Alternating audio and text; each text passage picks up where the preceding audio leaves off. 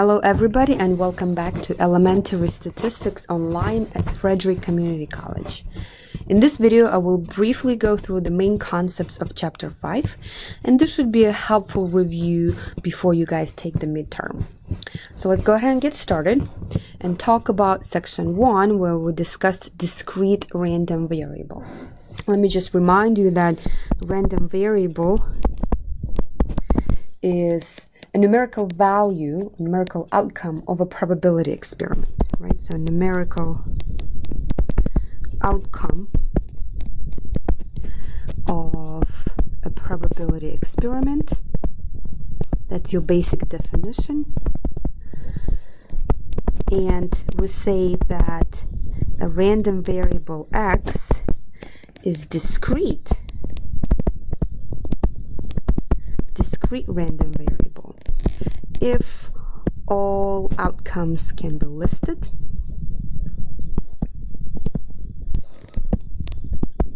okay? So that means it's either a finite set or a countable set, so we can actually list every single value. Now in our class, we're only dealing with finite examples. So what is a basic example of a discrete random variable? Let's say you have the following table where x, we have the following values. We have 1, 2, 3, and 4. So let's say we have an experiment where all possible values are 1, 2, 3, and 4. There's finitely many of them, so this is definitely discrete. And then I have a probability associated with each of these outcomes. So suppose we have 0.2 here, 0.3, 0.10, and what is this, 40, right? Okay, so how do I check if this is a probability distribution function? There are two things that we need to check. First of all, the probability of x taking a value, one of these outcomes should be between 0 and 1, just like a probability of any event. Okay, and then the sum of all probabilities should be 1. Okay, so that's x. Let's just write all x. Okay, and we can check this. Let's see, 0.2, 0.3, that's 0.5, and this is also 0.5. So this does add up to 1.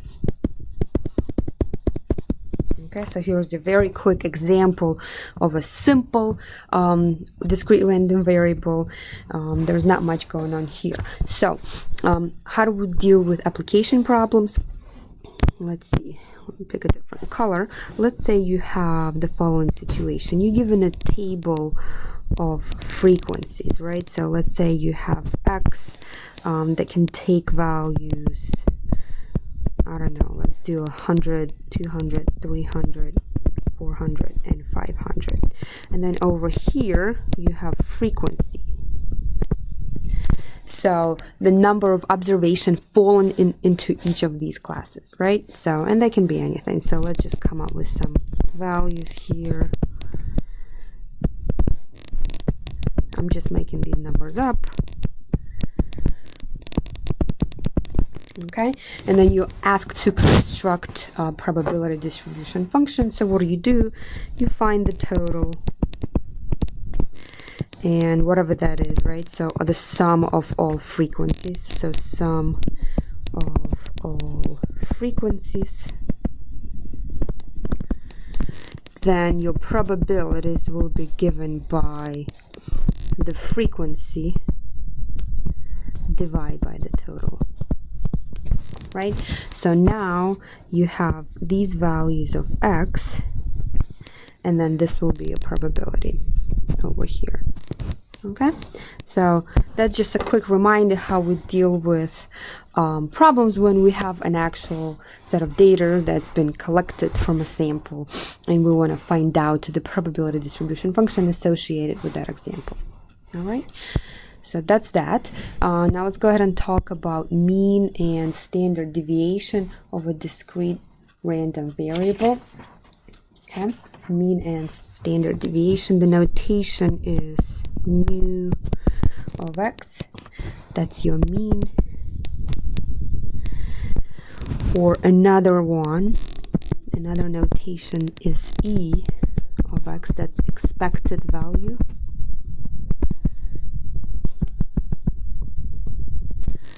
These two are the same thing. Okay?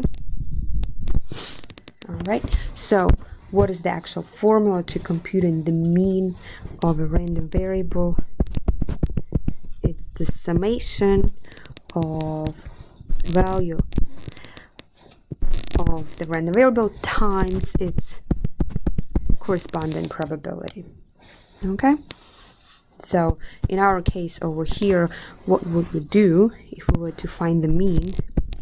We would do 1 times 0.2 plus 2 times 0.3 plus 3 times 0.10 plus 4 times 0.4, right? So that's what you would do if you were to use the actual formula. Okay? And we also have a formula for the standard deviation of a random variable. So standard deviation is the square root of the variance, right? So the variance is computed this way. It is the summation of x squared times the probability minus the mean squared. Okay, so that is your shortcut formula if you were to do it by hand. Thankfully, we never have to do this by hand, right? And then your standard deviation in this case, you would take the square root of this value. Would be sigma is the square root of the variance. Okay, that's technically how you would do it if you were to do it by hand. Again, I want to emphasize that you don't need to do any of this stuff by hand because we have a calculator command that can do all of that for us very quickly. So let me just remind you how you would do it on your calculator. Let's say you plug in your values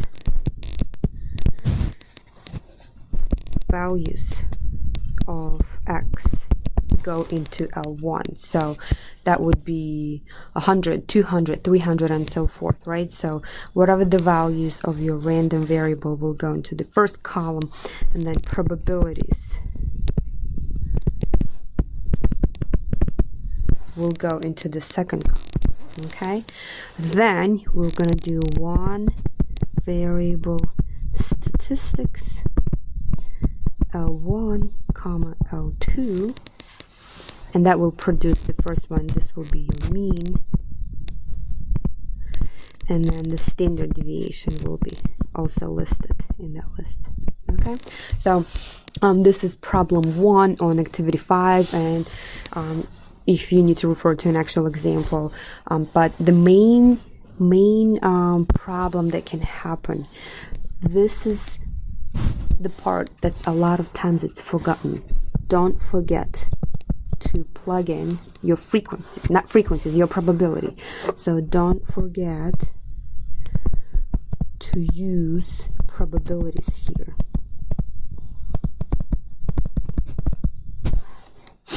Not frequencies. Okay, we want to make sure that we actually use probabilities.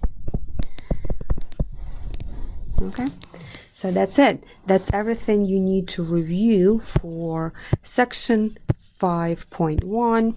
Okay, discrete random variable. The values that an experiment can take are discrete. We gotta check these conditions right here to determine if it's a probability distribution function.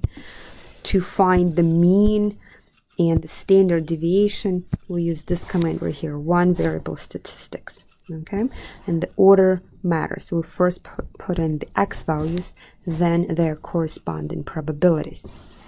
Okay, all right, so that's everything in section 5.1. So now let's take a look at section 5.2, where we talked about a binomial distribution problem. Okay, and here you will deal with what type of problems? Okay, well, we have to check the condition if our problem satisfies the three conditions for binomial. First of all, we have what? We have finite number of trials. Actually, that's not the first thing we'll want to check. Sorry. Let's go ahead and do this. Only two possible outcomes. Only two possible outcomes for an experiment, right? Okay, two. By, right? By stands for two possible outcomes. So an example would be heads or tails, right? There's nothing in between. Okay, then what else? Finite number of trials.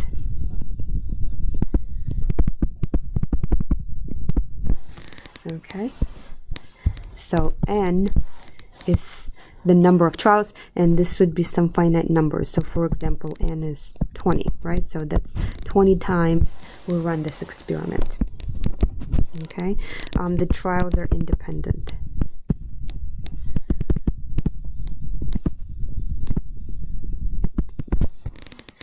And let's see, one more. P, probability of success. Does not change from trial to trial, right?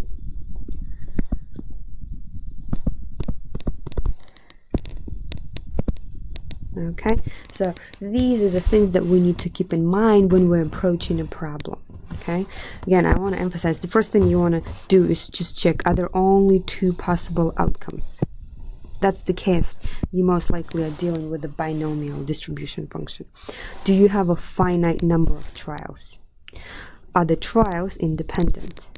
And is your probability of success the same every trial? That's the case. We're moving on to the binomial. Okay, now let me tell you the actual formula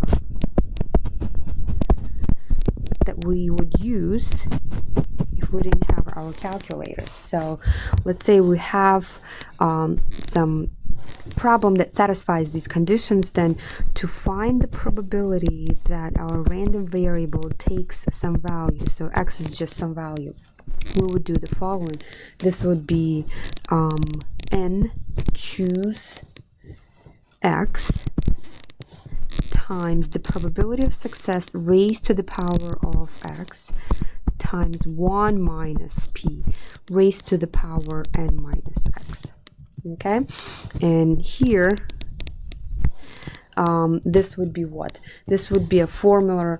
You would do n factorial over x factorial times n minus x factorial. Now we haven't even discussed what factorials are, and there is a command on your calculator that would do these computations, but you don't need to use this formula unless you really want to.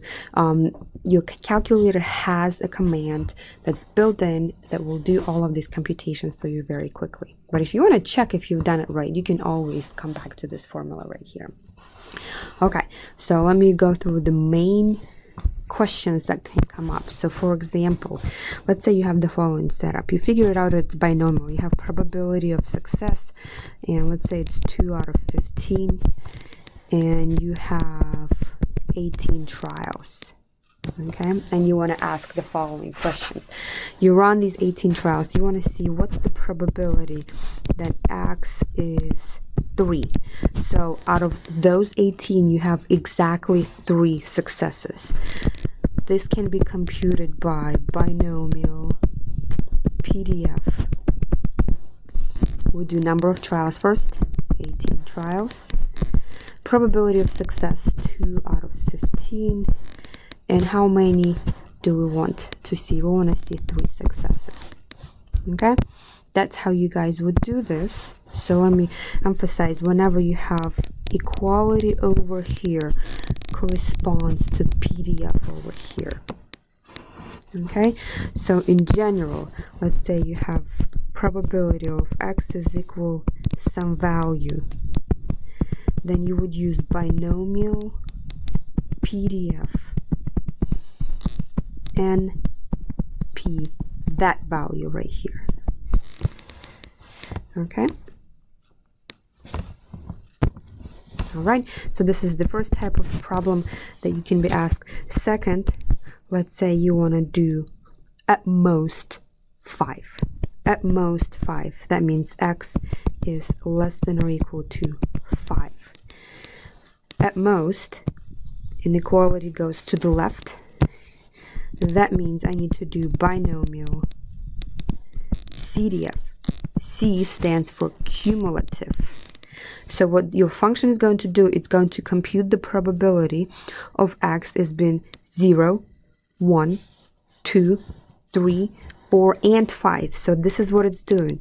Probability of x being 0, 1, 2, 3, 4, and 5. Add it all up. Okay, and it's done all in one step. So you would type in here number of trials, probability of success, up to 5. Okay, so in general, if you were to do probability of x is less than or equal to value, you would do binomial CDF and p value.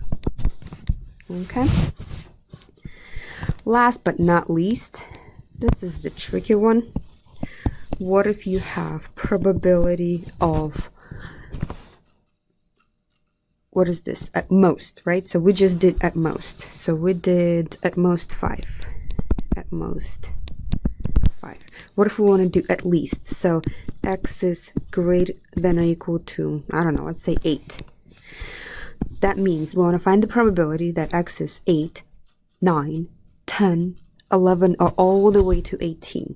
Okay, now when we say cumulative, your cumulative distribution function adds up values from 0 to the value that you specify. So it doesn't do from 8 to 18, right? So in this case, we have to use the complement.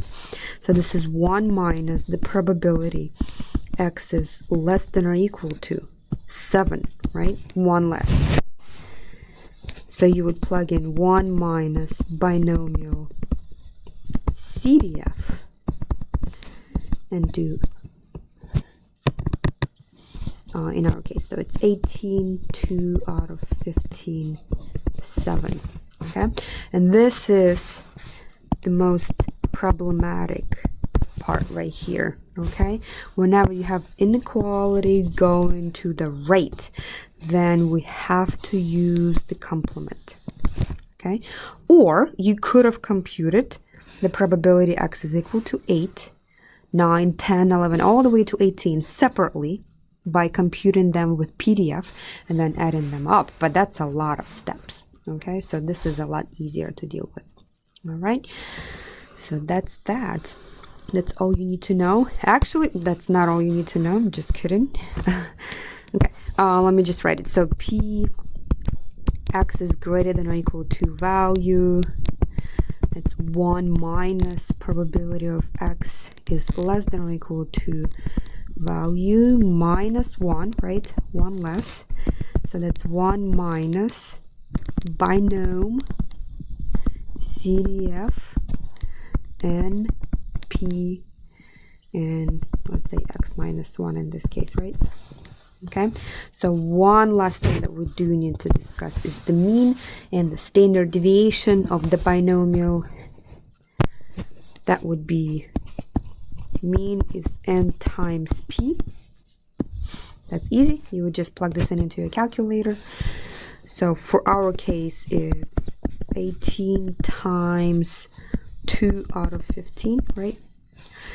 And then standard deviation is the square root of n times p times 1 minus p, which is another name for q, and that's the probability of failure. Okay, so these two formulas you need to know. They're not built into your probability distribution function in your calculator, right? So that's just something that you will need to remember and then find it by plugging numbers into your calculator. Okay, all right, let's see. Binomial, check the condition. Once the conditions are checked and you are certain that this is a binomial distribution, use two commands: binomial PDF if x is taken exactly the value, right? Binomial CDF if x is less than or equal to a value, and 1 minus binomial CDF if x is greater than or equal to a value. And then these two formulas need to be memorized or put on an index card. Okay? All right. Thank you for watching.